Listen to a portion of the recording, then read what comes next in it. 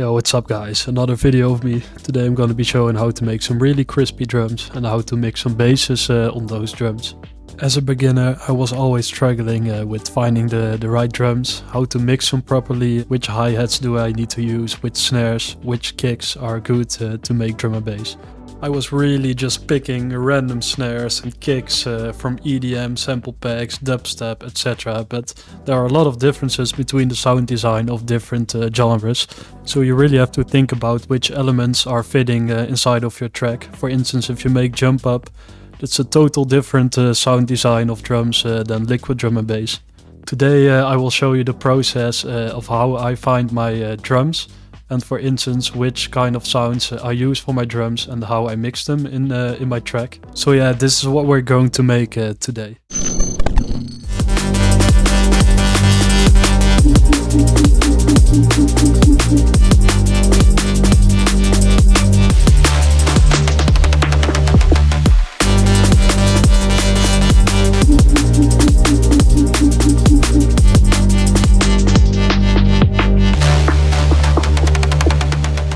Okay guys, let's go to the kick that I used for this track. What type of kick did I use? You can see over here that it has a little bit of attack. The sub is kind of long, that's why I cut it off a part of the kick, as you can see over here. Because otherwise this piece will clash with this piece, because this is part of the sub. And this piece will clash with the snare over here. So that's why I cut them like this, so they won't interfere with each other. So what is a typical drum and bass rhythm? Just put the kick over here, then the snare on the first line, then put another kick over here, and then directly after the snare you get a really nice pattern which sounds like this. Then of course you can try to make different patterns. For instance, I added another kick over here, which will create a little bit of a groove. Then next I added another snare. And I added another snare.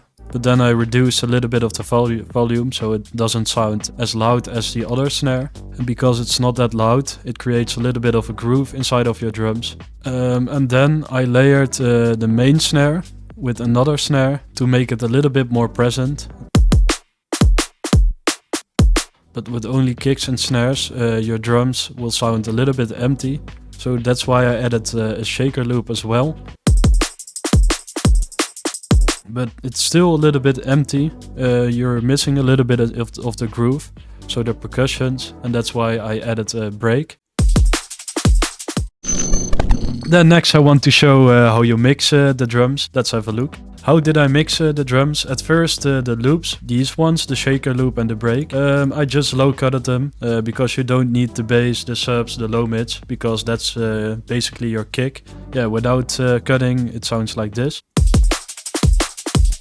If you have good ears, you can really hear that it clashes with your kick, and with cutting it sounds like this.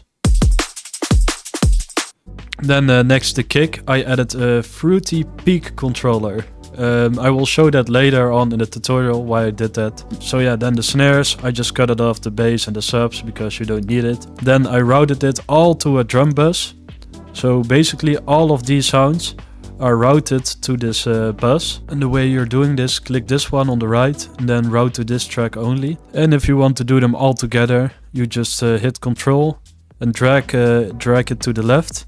And then click this one on the right, route to this track only.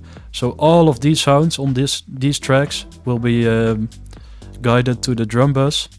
So basically the plugins that you add here will affect all of the sounds that are guided towards it. Then we want to make the drums a little bit interesting. That's why I added an automation on the cutoff. So from the beginning I routed these sounds, all the sounds of the drums, to the bus, where I added a fruity parametric EQ, and I automated the highs. As you can see over here, just click on create automation clip where you have control on the highs. It will create a really nice effect, so your drums won't sound that boring. And it creates some tension inside of your mix. So yeah, I want to keep it very simple. That was it for the drums. So let's go to the basses right now. Okay, I made a very simple pattern from G to A to G to D. So yeah, what I did, mainly I use sub basses and mid basses and mid-high basses. You can see it over here. This part is the sub region. This is the bass region, and this is the low mid, the mid and the mid-high region. And I just layer basses on top of each other to create really nice sounds. For instance, this one is the sub bass. It's just a really simple liquid bass from my sample pack, which is down in the subscription below. What I did, I cut it off some of the low mids, the mids and the highs, because I don't need it. I only need the subs and the bass with this bass. And I stacked it with a bass that is a little bit higher in frequency range. And you can see I cut it at the same part as where I cut it off the sub bass, which is over here. So I only used the low mids and the mids for this bass. And together I blended them. You can blend them together a little bit with some OTT with these settings. Just adjust the depth a little bit to around 30-20%. Then next I added two other basses, which sounds like this. I added a little bit of trash to distort it a little bit, so it's a little bit more present in the mix, which you can do by adjusting this knob with Isotope Trash. Isotope Trash is a really nice plugin, you can't sleep on that one when making a drum and bass. So again, this one is for the lows until the bass, which you're cutting over here. This one is for the mids, which you're cutting over here and over here. And then the other one is more for the highs. All together, blended, it sounds really dope. Then I hope you guys didn't forget, but I added another plugin to the kick, which is a Fruity Peak controller. This is really nice, where you can apply some sidechaining to the kick and the basses, because the kick has a sub and a bass part. Yeah, that will clash a little bit with your basses when making drum and bass. So that's why you sidechain your kick to the basses. And what sidechaining does, it will reduce the volume of the basses when the kick is directly hitting. And if you want to do this, add a Fruity Peak controller on your kick, apply it with these settings, then go to the bus of your basses, then click on Link to Controller, select Peak Control, and then click on Inverted. Now you can see every time the kick is playing, the volume of the basses will be reduced. And together with the drums it sounds like this.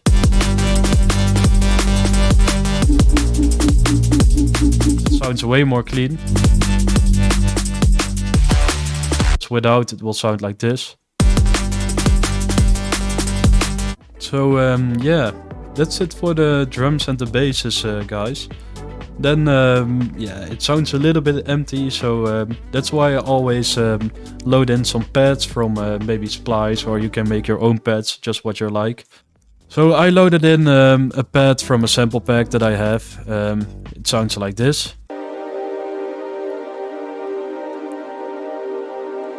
I also routed the pad to this bus. Yeah, here this bus has some fruity balance on it, so also the pad is reduced when the kick hits. It adds a really nice groove together to the track. I use this technique for a lot of my tracks.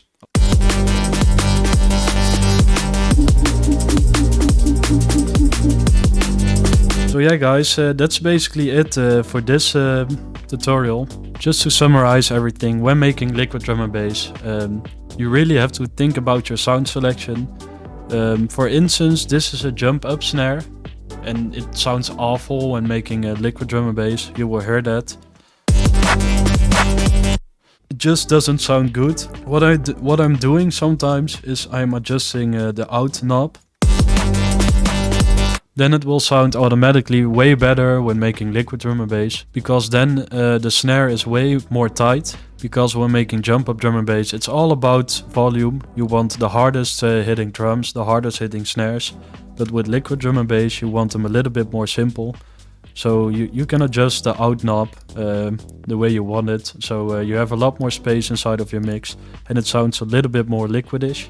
Liquidish, is it even a word? So yeah, basically that's it for this track. I hope you guys learned something from these tips. If you want me to make some kind of tutorials about the subject or maybe another genre, feel free to let me know down below in the comments. You can also hit me up on my Instagram. Follow me, guys. So yeah, I want to say have a nice evening. I'm going to watch some football. My main club PSV is playing. They can go to the semi-finals of the Champions League. I have my wine over here, so I'm good. See you guys next week. Ciao.